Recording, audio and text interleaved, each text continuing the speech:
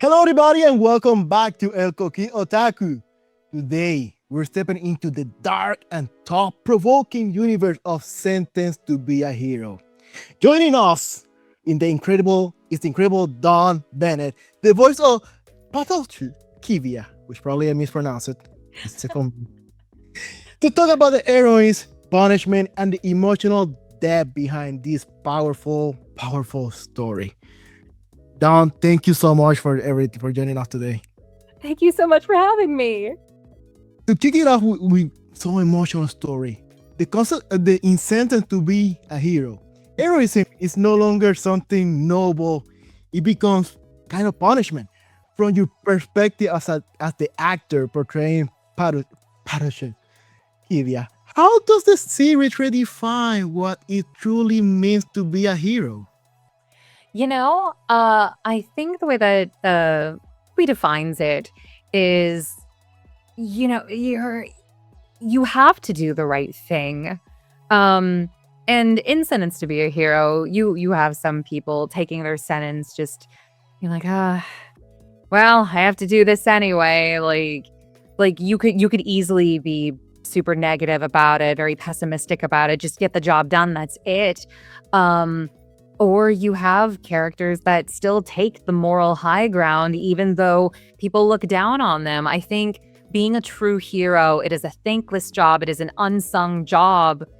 And I it's rough. It's rough being a true hero and doing things because it's right, not because you're going to get any glory for it, because the heroes of Sentence to Be a Hero aren't getting that glory. Even when they do a good job, it's like, well, yeah, you're expected to because you did this big awful thing. You're actually an awful person. So I feel like it is redefining what it does mean to be a hero. And by the way, I don't want to keep killing the name. Patausche, right? Patausche. Between the Spanish and the English, it's killing me every time. You're totally fine. I'm my Spanish accent reading and the English like, no, it's not that way. And then, no, it was right.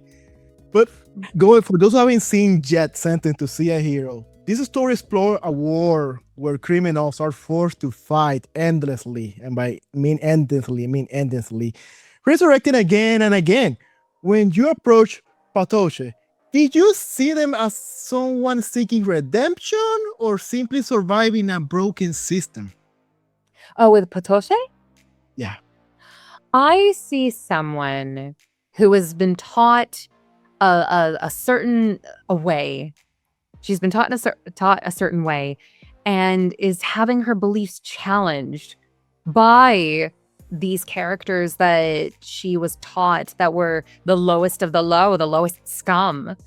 And then she meets Xylo, this goddess killer, and then witnesses him absolutely like save the day multiple times, but also treat Teorita, this goddess that she was supposed to make a pact with. She sees him treat her really well, very very delicately, as if like she's his little sister.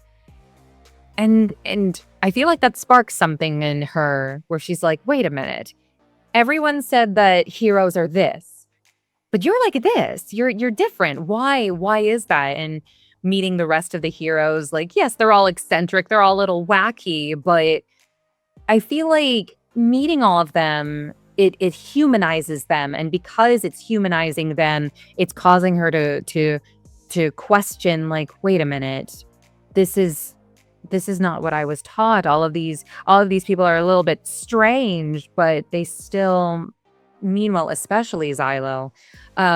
Which is why I like that in episode 1, she's very rough on him, very, very, yelling at him and pointing her sword at him because she sees him as a threat. But then in later episodes, she notes that she didn't think he could smile, and that's new to her. And seeing him like let Terita go buy some like shaved ice and just being very gentle. And I feel like all of it, like her interactions with him, it it also helps humanize them, and also seeing their backstories, like, it's humanizing them to the audience and showing that that line, it's a gray area, it's not all black and white.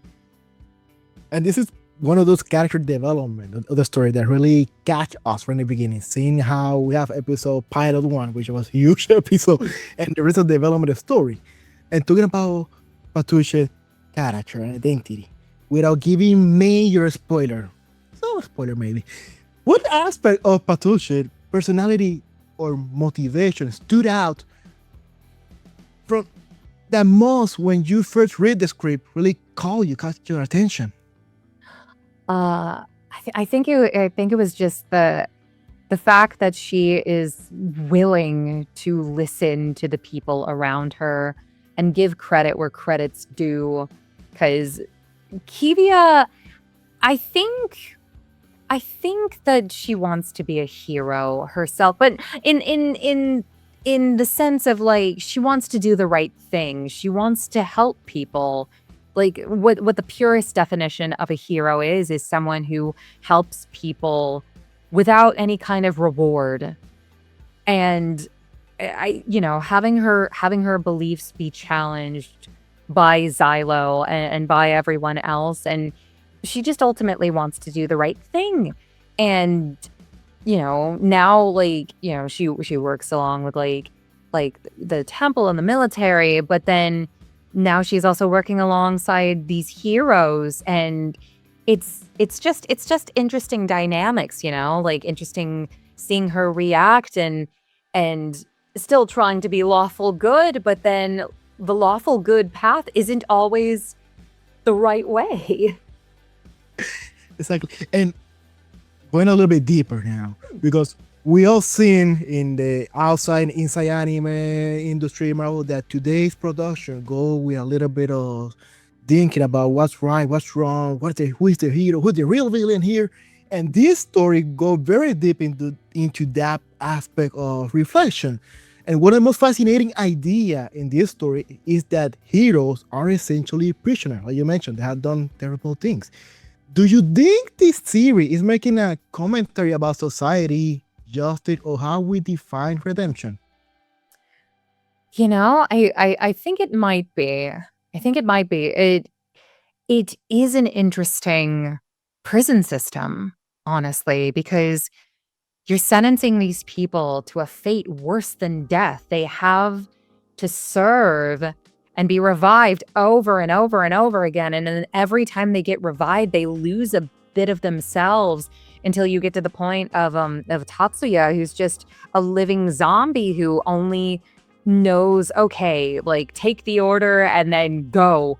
And Xylo says that could happen to any of them, and that's terrifying. It's essentially free labor. So I mean, it could be. I'm not exactly sure what the author's intent is, but it certainly could be, I think. Yeah, it is really messed up, especially like I want to know why. I want to know why these specific people were sentenced to be heroes. Like, what is it that they all have in common? Because when you look at them at face value, you'd think, oh, these guys don't have anything in common. So why all of them? And some of them, with the exception of Sav, but then again, we don't know his backstory either. A lot of them are pretty innocent. Like they committed these crimes, and it feels like, at least in Xylo's case and Dota's case, there was some kind of misunderstanding. So why them? It like that justice system is also flawed. So it could be a commentary. I'd love to explore that and see what the intent was. And I love that you mentioned that, well, punishment of every time they reborn or come back to life, they're losing part of their memory of themselves. Because in other isekai, we have seen how the character come back to life and they had the fear that when it going to be my last time. But this time they know it's not their last time. But how much you're going to be losing from them? That's an idea that, oof, goosebumps just thinking about it. So, to wrap it up, in Sentence to be a Hero, dying is in the end, like we mentioned. You were resurrected as a and forced to keep fighting forever. In Patausche had one of the moment where had if Patausche had one of those moments where they could break the system and truly choose their own destiny. Do you think they will still choose to be a hero? Oh. Like me or As part of the group. Patausche being involved with all these characters that are going through this individual hell, serving as heroes. oh, like if I was sent, like if I had a crime, would I choose to be a hero or not? Right, because these guys are, when they're fighting as a hero, they're fighting for an end. They're protecting life. But if they could break the system, do you see this all this group of characters? Will they still fight for the end of the story they're fighting for, or do you think they would just say, "No, my problem. Nope, I'm out of here"? You know, I think that's the cool part about that group is they have such interesting dynamics. Like some of them still have that code. I don't know if after their experiences like Dota, for instance, I'm not sure if he would still keep being a hero if he had the choice not to be one. But with the king, played by Jason Marnoka, I think he would still choose to be one. Xylo, you know, maybe I think it depends on where he's at in his journey if he would still choose to be one. But I personally, I'm like, this poor man is tired. Please let him retire. Go be a poet.